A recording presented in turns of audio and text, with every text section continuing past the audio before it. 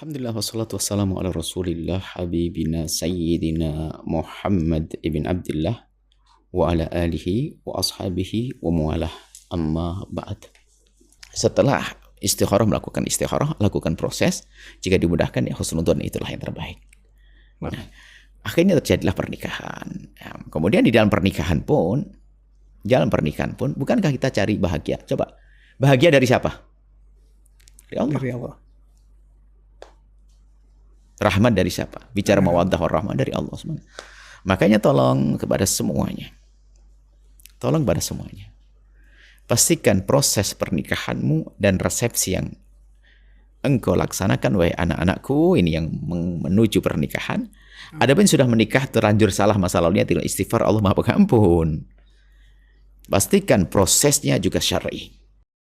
Kalau ada hiburan-hiburan yang menjadikan Allah ridha, jangan sampai di dalam pernikahanmu itu tak taunya dengan bahasanya EO atau siapa. Ini kan nikah sekali, meriah kan belum, nanti kan belum tentu. Jadi kan momen. Hanya momennya, akhirnya melanggar Allah di dalamnya. Bagaimana ada kiai yang berdoa, Allahumma ya Allah, ya Allah, ya Allah, turunkan rahmat. Di situ ada yang mengusir rahmat. Ada yang mengusir rahmat, bagaimana? Maka saya ingatkan pada orang tua, kalau Anda ingin nikah putra-putri Anda, bukankah Anda percaya dengan Allah? Ulama datang untuk berdoa, tapi jangan dihancurkan dengan, mohon maaf, ada yang muka aurat di dalamnya, ada hal-hal yang menjadikan Allah murka di dalamnya. Nah ini sungguh unik sekali. Katanya pengen berdoa, pengen dikabul oleh Allah. Tapi lalu bagaimana dengan begitu? Ya problem. Jadi harapan kami adalah setelah ini Ramadan mulia Anda, yang menyaksikan ini Anda orang mulia, Anda akan bahagia. Suami Anda adalah insya Allah yang mencintai Anda. Istri Anda mencintai Anda, hidup Anda indah. Husnudzon pada Allah, ini Ramadan. Maka ayo kita yang benar dalam berumah tangga. Pastikan dalam proses. Ini belum jalani ya, proses. Enggak perlu memaksakan dengan biaya yang mahal tapi dari harta haram. Untuk apa? Nyembelih ayam saja dari harta yang halal. Anda yakin betul bahwasanya kebahagiaan dari Allah, keberkahan dari Allah. Itu harus kita kuatkan. Yang beri cinta siapa? Allah. Kalau sudah Allah mencabut cinta dari pasangan, hilanglah cinta. Tapi kalau Allah beri cinta, ada cinta. Sadar ya, bahwasanya kita urusan dengan Allah. Jangan kemana-mana. Anda pikir Allah. Anda orang beriman. Pasanganmu kenal Allah. Prosesnya indah, penuh keberkahan. Ada doa dipanjatkan. Malaikat rahmat turun. Bukan diusir malaikat rahmat dari acara resepsi. Resepsi, mohon maaf. Dan kami himbau IO yang ada mulai belajar bagaimana membuat satu event-event yang selalu mendekatkan kepada Allah. Sehingga ada orang yang punya event tapi dia ahli surga. Ini perlu proses. Siapa yang betul-betul indah? Orang cerdas itu punya ide cemerlang, bisa membuat sesuatu bikin orang senang tanpa melanggar Allah. Itu baru cerdas banget. Kalau senangnya terbatas dengan hal-hal yang melanggar Allah, berarti tidak punya ide dong. Tidak punya ide cemerlang bagaimana membuat bahagia, senang, tapi tanpa melanggar Allah. Kan bisa. Kita hubungkan di sini. Kenapa? Kebahagiaan yang memberi Allah. Bukan dengan harta melimpah. Ada banyak orang kaya raya berantem terus sama istrinya. Apalagi suaminya istrinya lebih kaya lagi, tak tahu besok minta cerai karena dia bisa membayar untuk bisa menyelesaikan dengan gampang perceraian. Ayo. Yang beri bahagia adalah Allah. Maka proses pernikahan pun dengan Allah. Baik. Selesai pernikahan dengan Allah. Ini harus mulai dari akad nikah. Disaksikan. Kemudian ada kita sedekah namanya walimah. Ada resepsi kegembiraan, isyhar. Kata Malik menjadi sebuah keharusan. Biar menghadap kita adalah suatu kesunahan. Ditampakkan, dimasyurkan. Ini adalah biar didoakan orang banyak. Tapi tolong, di dalamnya adalah jangan ada pelanggaran syariat. Ingat. Ya kita cerdas. Anda harus jadi orang cerdas dong. Ya. Jangan sampai Anda ini golongan orang yang orang bodoh itu apa? Mengisi air, tapi ini lubang tidak ditutup. Ada dulu batasan bahasa Jawa dulu adalah ada wadah gentong tapi ada lubang kecil. Buat wudu. Ini lubangnya dibuka tapi diisi ya nggak bisa penuh. Tutup dulu dong. Jadi yang menjadikan doa tidak ditolak ini pinggirkan dulu kemaksiatan di dalam masyarakat. Adapun yang sudah terlanjur, yang sudah lalu. Allah Maha Kasih, minta ampun. Sekarang ke depan anak Anda yang nomor 2, nomor 3, nomor 4, yang benar dong kalau ada yang resepsi. Anda punya harga tawar dong, hebat. Kalau ada orang yang ingin EO yang datang kepada Anda tidak bisa melaksanakan yang begini sesuai dengan Islami. Semuanya. Bangga. Diam-diam Anda juga menjadikan budaya dekat dengan Allah tuh sampai di resepsi pernikahan. Nah, seperti itu. Ini baru urusan apa tadi? Urusan istikharah, kemudian menuju resepsi dan sebagainya. Kemudian jangan pakai biaya yang haram, kadang-kadang berfoya-foya berlebihan. Mubadir. Karena menyenangkan orang oke lah. Tapi kalau sampai mubadir, Anda tahu tidak? Mubadir itu menggunakan sesuatu yang tidak Allah ridhoi. Mubadir itu membuang rezeki. Mubadir itu adalah kufur nikmat. Mubadir itu mengundang murka Allah. Wal in kafartum inna adzabi lasyadid. Kalau sudah orang kufur, tidak mensyukur nikmat, ya mubadir. Anda boleh resepsi dengan biaya besar, tapi memang karena mungkin tamu Anda banyak dan sebagainya. Tapi kalau sudah sampai tingkat mubadir, hati-hati. Allah yang melihat rezeki Anda. Allah yang beri rezeki. Apalagi ada mubadirnya, ada maksiatnya. Walah, lengkap kufur nikmat. Masya Allah. Oke, Anda punya kesalahan di masa lalu. Tinggal sekarang tobat. Jangan sampai di masa yang akan datang terjadi. Dan kadang-kadang mohon maaf, masalah pernikahan ini adalah menjadi masalah, sengaja kami sebut di sini karena gue pengen bahasanya yang ikut halaqah ini semuanya sempurna, ajib, sempurna nisbi, maksudnya lebih baik. Kadang-kadang mohon maaf, kita tuh kalah dengan besan.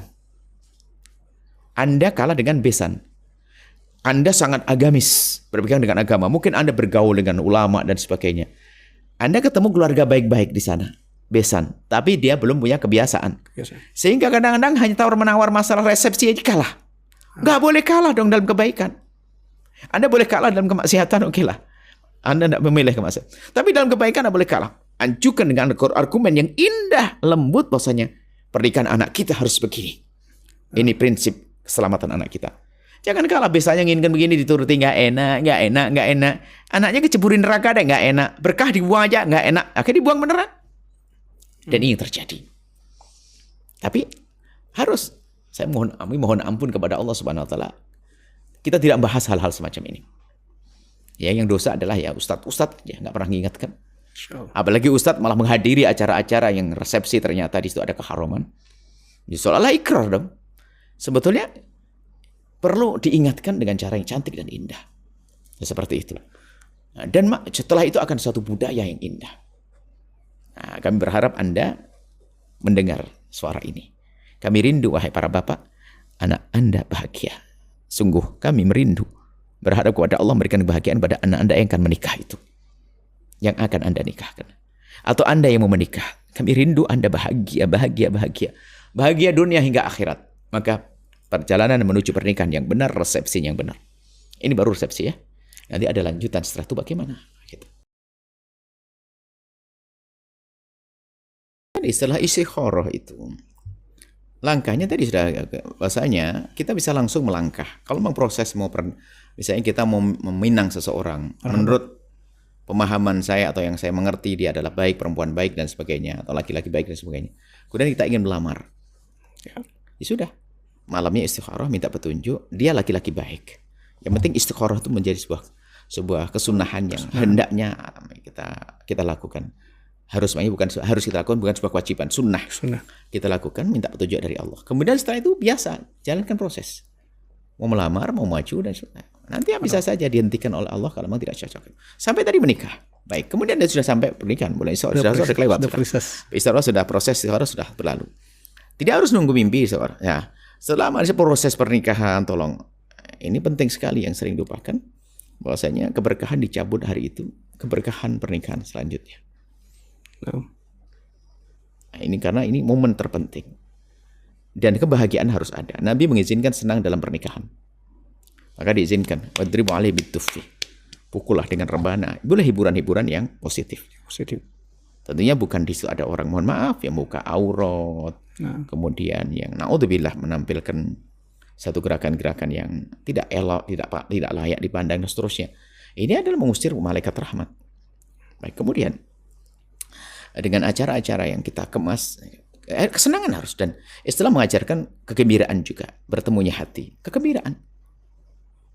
Boleh mendengar satu nasyid yang indah. Tentang suami istri, tentang bagaimana ketulusan. Itu ada sah-sah saja. Dan banyak. Kita mendengar lagu-lagu yang positif. Lagu-lagu itu banyak sekali. Kan banyak sekali. Tidak kurang-kurang lagu deh. Kalau sampai kita menyandungkan lagu yang nggak pantas, ya kita saja yang betul-betul bebal atau sempit sekali wawasan. Ada lagu-lagu indah yang membangun kebersamaan, keindahan dalam cinta, suami istri dan seterusnya banyak. Tinggal kita bagaimana pilihnya. Untuk hiburan juga banyak yang positif. Apalagi mohon maaf jika Anda diberi oleh Allah kelebihan harta, kan bisa mudah memilihnya, ya kan? Yang dengan pas-pasan pun kegembiraan yang halal jauh lebih mudah daripada yang haram. Baik. Harus ada kegembiraan, jangan mengatakan Islam harus aku. Enggak, harus ada kegembiraan, rame-rame. Bukan ada tari-tarian. Kalau kaum laki yang menari, laki gagah. Bukan laki-laki perempuan narinya kayak perempuan. Misalnya, tarian-tarian yang layak. Perempuan nari di kalangan perempuan. Perempuan tidak ada laki-laki. Ada sebagian di tempat terhormat itu adalah resepsi perempuan adalah dikumpulkan perempuan sehingga mereka bebas berekspresi. Di kalangan perempuan nggak ada satu laki-laki pun yang melihatnya. Karena perempuan juga ada yang pengen tampak, pengen dilihat oleh samanya, oleh kawannya. Kegembiraan bahasanya ada, mungkin mohon maaf dia menampakkan ya pengen. Jadi kalau perempuan berdandan untuk dirinya sendiri kadang-kadang harus paham kita. Sehingga mohon maaf dia bercermin untuk dirinya sendiri yang lihat bolak-balik. Pertama, kedua untuk suaminya, kedua adalah untuk sahabat-sahabatnya. Jadi dia perempuan kalau keluar itu perlu kita buat satu tempat resepsi. Kalau perempuan harus bertampil action, tapi kalau seandainya hanya resepsi maknanya hiburan yang dihadirkan oleh kaum pria, membacakan puisi, syair-syair indah, lagu-lagu yang positif itu, laki-laki yang menyenandungkan, kemudian perempuan melihat di sini nih, ini lain cerita, ada masalah. Yang jadi masalah kalau perempuan dipamerkan, kemudian sampai dengan gaya-gaya itu kan, itu sudah menjadikan pandangan tidak indah, ya. Khawatir keberkahan majlis itu dicabut oleh Allah Subhanahu wa taala. Kalau perempuan dengan perempuan bebas. Ada sebagian di tempat negeri mulia itu perempuan ada resepsi, perempuan itu nggak boleh laki-laki datang. Nggak ada kamera. Kalau nggak ada kamera pun dilarang untuk bebas. Dan perempuan bebas, mungkin berjoget di antara perempuan, joget-joget yang normal, sah. Bergembira dia, senang, menghibur pengantin. Menghibur pengantin. Joget tidak haram, mulai kapan joget haram? Joget tapi bukan tasyabbuh bil yahud, bukan nyerupai orang-orang yang memusuhi Islam. Joget. Apalagi joget yang hubungan dengan joget tradisional. Ada joget yang ini, ada keindahan. Ada tari-tarian. Kalau ada tari di Aceh, tari di ini, kan ada tarian-tarian tradisional. Itu bisa dihadirkan untuk menghibur. Tentunya ingat, rambu-rambunya adalah tidak boleh menyurupai kefasikan, kekafiran. Atau kemudian tidak boleh laki-laki menyerupai perempuan, perempuan menyerupai laki-laki. Itu diantaranya. Nah, kegembiraan-kegembiraan ini perlu dihadirkan dalam acara-acara, itu boleh, sah. Dan memang harus senang hari itu. Cuman itu tadi, keharaman-keharaman jangan dihadirkan. Hati-hati. Ingat. Karena keharaman, apalagi bayar yang mahal, berarti Anda telah membazirkan harta Anda. Hati-hati, ancaman dari Allah, wa in lain kafartum la adzabil syadid. Hukuman Allah akan dicabut itu rezeki, akan dicabut itu karena Allah beri rezeki kamu hambur-hamburkan untuk yang haram. Nah, ini mengerikan sekali. Kadang kita dicermati. Yang sudah pernah, yang berlalu, mohon ampun kepada Allah. Allah Maha Kasih. Ke depan hati-hati jangan. Dan kita pengen bahwasanya Anda itu punya prinsip dalam segalanya. Anda punya prinsip di hadapan pesan Anda. Anda punya prinsip di hadapan misalnya kalau Anda harus mengundang EO untuk sebuah acara. Anda punya prinsip. Saya begini loh ya. Anda kalau ke warung pun Anda dengan adat tata krama punya prinsip dong. Apalagi prinsip dakwah yang indah. Perlu. Tidak boleh kita nggak enakan dan sebagainya. Tapi kepada Allah enak sekali. Ini kan kurang ajar namanya dengan Allah. Nah ini. Baik setelah terjadi pernikahan, resepsi dan sebagainya. Tadi jangan pakai harta yang haram. Baru setelah itu kegembiraan itu tidak boleh hanya di panggung atau di pelaminan. Akan tapi setelah itu baru. Nah, baru itu masuk. Insya Allah nanti kita akan bahas ya di pertemuan yang akan datang. Bagaimana kita mengerti tentang pasangan kita, harus memahami tentang madhab cinta, kemudian apa yang harus dilakukan dan seterusnya. Ini yang harus kita hadirkan nanti dalam menuju pernikahan. Kemudian ada hal lain lagi ya di dalam urusan Rumah tangga itu keluarga. rumah tangga menuju di dalam kayak mulai dari memilih sampai acara resepsi. Nah, Resepsi ini budaya seperti mengharuskan sesuatu yang mahal, sementara dia tidak punya. Alhamdulillah di negeri kita ini biasa. Ada kemarin kita ketemu dengan satu orang, dia soleh baik ngomong, Buya kalau saya menikah saya harus punya persiapan. Kalau uang Indonesia, ada seorang calon doktor, dia kebetulan kita ketemu, dia anak muda, saya belum bisa menikah. Umur berapa sekarang? Saya umur 32. Wah, kamu orang yang secara fisik kamu ganteng, orang Arab kan ini. Ini. Aduh, negeri kami bukan seperti di Indonesia. Ya, kenapa?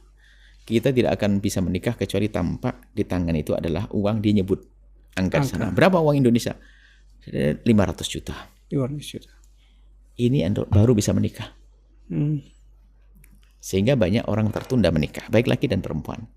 Padahal bisa jadi seorang perempuan tidak perlu itu semuanya. Cuman karena kebiasaan. Budaya, tradisi. Makanya kalau tradisi tidak baik, Anda bisa rubah. Termasuk tradisi mengadakan hiburan-hiburan yang bertentangan dengan syariat.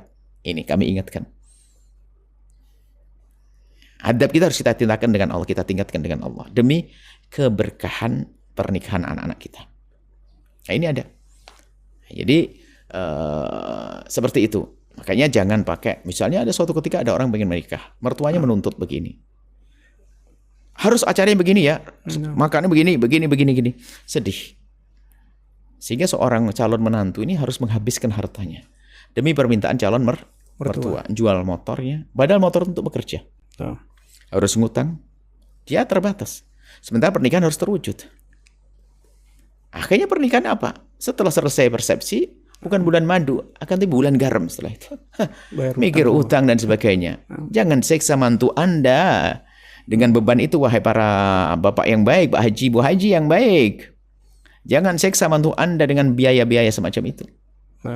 Memang laki-laki punya tanggung jawab, urusan mahar, memberi mahar, nanti beri nafkah dan sebagainya.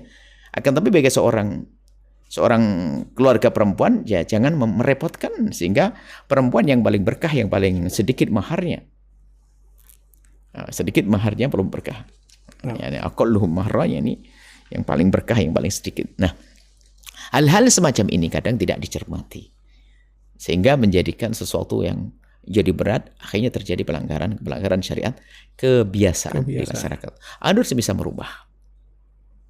Belum lagi nanti kepercayaan kepada yang urusan-urusan yang gaib dan sebagainya. Ini adalah hal mohon maaf sudah ketemu ini cocok, tak taunya hanya karena lahirnya ini dengan ini nggak jadi lagi. Wah, ini repot. Padahal sudah istikharah, oke. Namanya ini belum huruf 5 angka, 5 huruf ini nggak jadi. Nggak perlu kita yang demikian ini. Nama dirubah kalau cocok. Ini adalah keyakinan-keyakinan yang tidak benar. Ada kalau ketemu, kalau misalnya mohon maaf, Rebo Legi nggak bisa ketemu Selasa Kliwon misalnya, atau bahkan sampai suatu ketika kampung ini tidak boleh menikah dengan kampung sebelah, kampung ini dan sebagainya, suku ini dengan suku ini, nggak ada. Jangan Anda percaya dengan hal-hal yang seperti itu. Kenapa kami hadirkan di sini? Kadang yang sudah terlanjur itu menjadi tasya'um. Tasya'um itu sudah nganggap celaka terus. Ya Allah, kasihannya dia nikah ketemu ini pasti nanti terus mengintai kesengsaraannya. Suudzon, tasya'um itu suudzon kepada Allah, prasangka buruk kepada Allah. Sehingga gara-gara nikahnya namanya ini oleh dukun katakan, wah ini nggak ketemu ini, itu langsung kepikiran, akhirnya rusak beneran. Karena sudah tersugesti, kebawa oleh ini. Namanya jelek diganti yang baik. Rebo lagi ketemu Selasa Kliwon, oke, Jumat Kliwon, kamu Jumat Pahing boleh itu misalnya. Kampung ini boleh, kampung itu. Karena aturan yang diajarkan Nabi bukan urusan nama, urusan ini. Hadatnya orangnya kayak apa?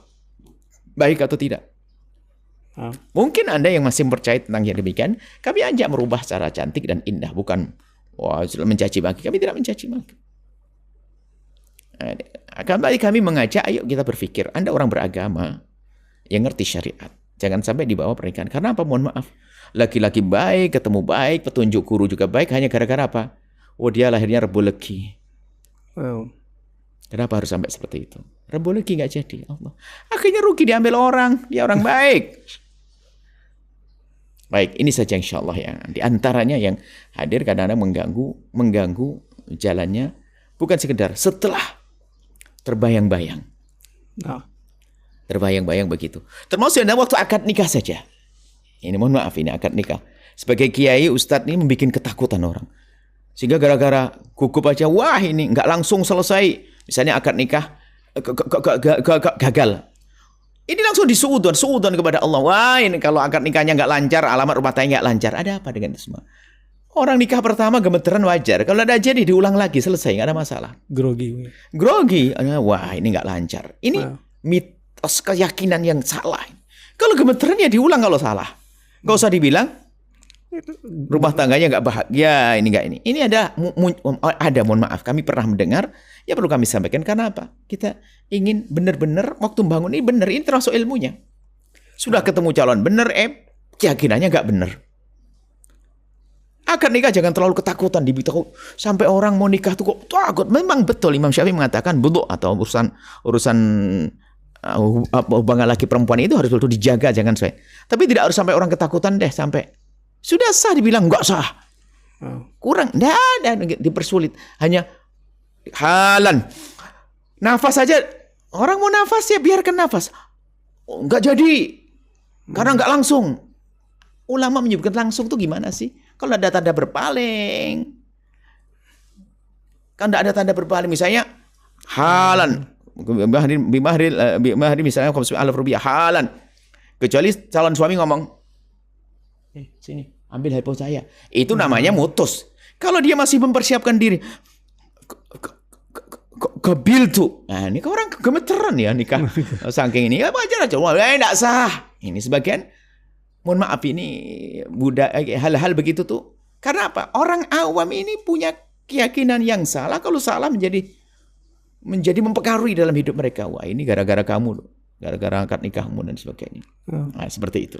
Ini diantara yang perlu kita singgung juga. Baik, ini masih seputar pernikahan. Dan insya Allah setelah ini, baik, setelah nikah bagaimana kita menjalani hidup rumah tangga. Insya Allah nanti ada tip-tip, ada hal-hal yang perlu didengar. Insya Allah tentang rumus atau cara bagaimana menggapai kebahagiaan sesuai dengan petunjuk baginda Nabi Muhammad SAW. Baik, Masya Allah Bu ya. Dan ini sangat bermanfaat, terutama waktu kita yang memang harus mengakhiri terlebih dahulu Bu ya.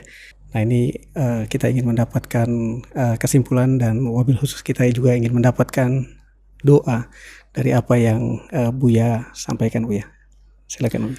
Kesimpulannya adalah bagi yang belum memasuki rumah tangga, belum berkeluarga, belum menikah, pastikan di saat Anda menuju ke sana, Anda dengan kecerdasan Anda, dengan kesadaran akal Anda, kemudian dengan ketulusan Anda merindu kebahagiaan, insya Allah dengan itu semuanya akan sampai. Jangan ditunggangi oleh hawa nafsu, biarpun syahwat memang ada pada diri kita. Dengan memilih yang benar, dengan cara yang benar, proses pernikahan yang benar, diridhoi oleh Allah Subhanahu wa Ta'ala. Kemudian kalau sudah hadir majelis mulia, tidak boleh ada yang kecewa. Mungkin ada orang yang di masa lalunya telah melakukan hal yang salah, sudah memilih dengan cara yang salah, isyarat juga enggak, melanggar orang tua juga. Tinggal Anda bertobat. Kalau dulu waktu Anda menikah melanggar orang tua, Anda hari ini harus double baktinya pada orang tua. Porsinya lebih. Tingkatkan. Kalau dulu hanya mungkin bakti, Anda lipatkan lagi bakti pada orang tua. Dan juga jika dulu resepsinya adalah Anda hambur-hamburkan uang dengan cara yang haram, Anda harus sekarang Anda bayar saja deh. Itu masjid samping rumah Anda. Saya dulu resepsi habis uang 100 juta. Tapi nggak benar semuanya. Saya akan bayar 100 juta demi karena Allah. Kembalikan. Kalau saya hampir 1 miliar, saya akan keluarkan untuk kebaikan yang lalu. Allah Maha Kasih. Jangan Anda cuek dengan Anda tidak punya penyesalan, ya dibiarkan. Kemudian apalagi yang Anda salah tadi. Nah sekarang ya, nah, ada ini yang sudah, yang terlanjur salah. Yang belum, ayo dengan cara yang baik.